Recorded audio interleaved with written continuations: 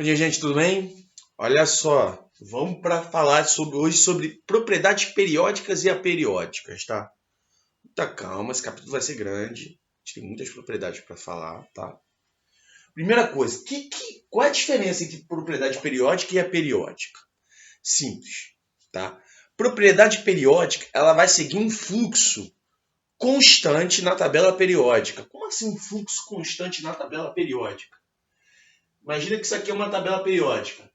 Ela vai sempre. Uma propriedade periódica, como por exemplo o raio atômico que a gente vai falar, o raio atômico ele sempre desce, então ele aumenta quando desce na tabela periódica e aumenta quando vai para a esquerda.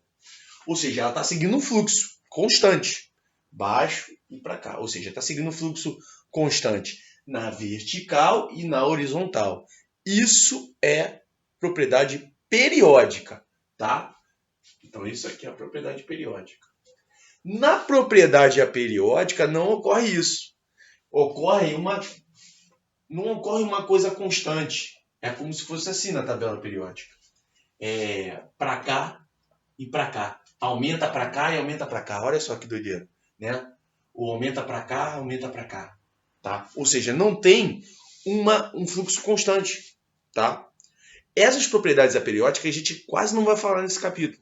Tá? Que são quais, normalmente? As principais são densidade, temperatura de ebulição, temperatura de fusão, tá? São condutividade. São coisas que não estão numa forma constante na tabela periódica. A gente não vai falar delas aqui, tá? A gente vai começar a falar das propriedades periódicas, que são 5 propriedades periódicas, tá? Vou escrever aqui, não vou falar aqui, ó, raio atômico, eletronegatividade, energia de ionização, eletroafinidade e eletropositividade. Então a gente vai falar desses 5 propriedades aqui agora na teoria, tá bom? Bora! Vou falar então sobre raio atômico, tá, gente? Ó, vou botar aqui o esqueminha do raio atômico, mas eu coloquei aqui também, que é o quê? O raio atômico, ele cresce, ele aumenta conforme eu vou diminuindo na tabela periódica, ou seja, eu vou aumentando o número de níveis e indo para a esquerda, tá? Vamos explicar, eu botei um Azinho e um Bzinho aqui para explicar por que quando ele desce, ele aumenta e por que ele vem para a esquerda, ele aumenta, tá bom? Primeira coisa, vamos definir o que é raio atômico. Vamos lá. Lembra daquele modelo atômico onde eu tenho um núcleo e aí eu tenho um monte de nívelzinho aqui, ó. Lembra disso? Muito bem. Imagina que eu tenho aqui um elétron. Imagina que o último elétron do átomo está aqui. Mas aí imagina que de um outro átomo, o último elétron está aqui. Tá bom? Quem vai ter maior raio atômico? Vai ser quem? Esse cara aqui, né? Porque, ó, o que é raio atômico? Distância do último elétron até o núcleo. É isso o raio atômico, tá? Então, ó, a distância do último elétron está mais ou menos até aqui, né? Então, esse aqui seria o raio atômico desse cara. E agora, o raio atômico desse cara estaria mais ou menos até aqui, tá bom? Então, esse raio aqui é maior, tá bom? Depois a gente vai... É bom entender isso, porque as outras propriedades a gente vai usar muito raio atômico para vocês entenderem, tá? Então, definindo de novo. Raio atômico, distância do núcleo até o último elétron da distribuição eletrônica deles, né? É basicamente isso. Então, ó, fica meio simples de explicar por que o raio atômico aumenta conforme eu vou descendo na tabela. Conforme eu vou descendo na tabela, eu não estou aumentando níveis de camadas eletrônicas. Conforme eu estou diminuindo na tabela, ó, o elétron está indo mais para cá. Ó. Eu estou aumentando o número de níveis. Primeiro nível, segundo nível, terceiro nível, quarto nível, quinto nível, sexto nível. Tinha um sétimo nível que eu vou botar aqui. Tá bom? Então, significa o quê? Que conforme eu aumento o número de níveis, o raio aumenta. Vocês estão vendo aqui, não tá? Bem simples. Por exemplo, aqui ele está no primeiro, segundo, terceiro, quarto, né? Então, está no quarto nível. Então, ele está na quarta linha da tabela periódica. Aqui está só na segunda. Então, esse cara está mais abaixo, né? Entendeu? Então, quando eu aumento o número de níveis, a distância do último elétron aumenta para o núcleo, né? O número de níveis, o raio aumenta. Bem simples, né? Agora, normalmente vocês têm dúvida por que o raio aumenta para a esquerda. Vamos tentar explicar isso de um jeito bem simples aqui para vocês, tá? Eu vou dar um exemplo, por exemplo, do sódio e do cloro. Se vocês olharem na tabela periódica, o sódio termina em 3S1 e o cloro termina em 3S2, 3P5. Tá bom? O que isso significa aqui? Que os dois aqui, e aí eu vou colocar de novo aqui uma ilustração em azulzinho aqui, e aqui em verdinho, para vocês entenderem, tá? Os dois estão no terceiro nível. Então, estão nesse nível aqui, ó. Primeiro, segundo, terceiro nível. Estão nesse terceiro nível aqui, tá?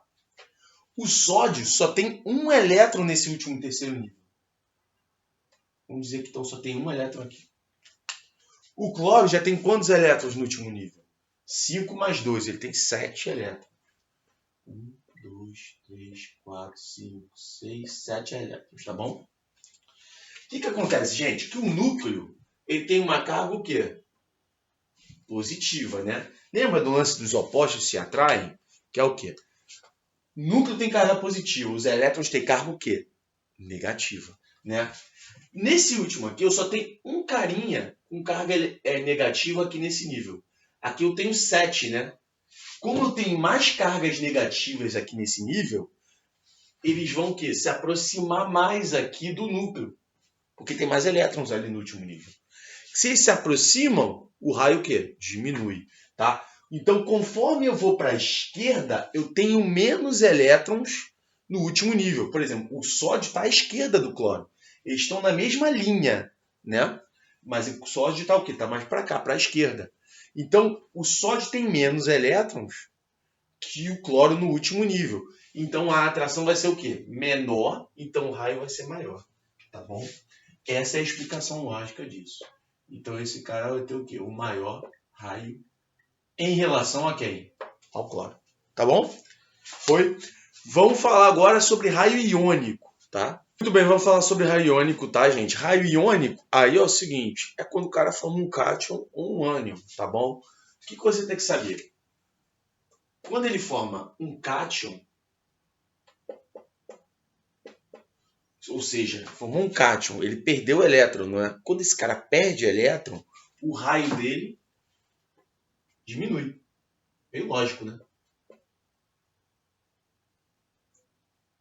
Tá, então eu tenho um átomo neutro.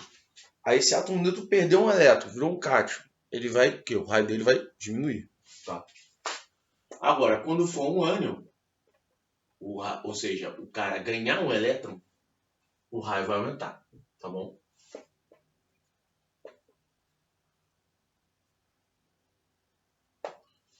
Muito bem. Agora, um exemplo que, assim, eu até gosto de cobrar isso em prova. Na prova do terceiro ano eu nem cobrei, mas olha só. Que é elementos isoeletrônicos.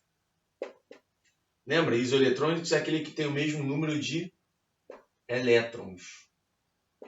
Aí imagina que eu peço o seguinte, que você comparar para mim o raio do enxofre menos 2. Tá? Enxofre menos 2 não, vou botar oxigênio menos 2. Cadê? Oxigênio menos 2, sódio mais 1. Tá bom? E argônio, que é o AR, tá? Se você pegar o número atômico deles, o número atômico do oxigênio é 8, do sódio é 11 e do argônio é 10. Ou seja, aqui tem 8, ele ganhou 2 elétrons. Então, aqui esse cara tem 10 elétrons. Aqui esse cara tem 11 elétrons, mas ele perdeu 1. 10 elétrons. E esse cara aqui está neutro, 10 elétrons, não é? Aí eu posso perguntar assim, quem tem o maior raio? E todos eles têm o mesmo número de elétrons, não é? Aí você tem que lembrar dessa regrinha. Isso para elementos isoeletrônicos, tá? Os cátions têm um raio menor que do elemento neutro e que é menor que os ânions, tá? Deixa eu botar de um jeito melhor aqui. Vou botar aqui em cima, tá?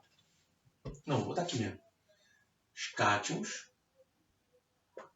eles perdem para os neutros, que perdem para os ânions. Ou seja, quem vai ter o menor raio de todos aqui?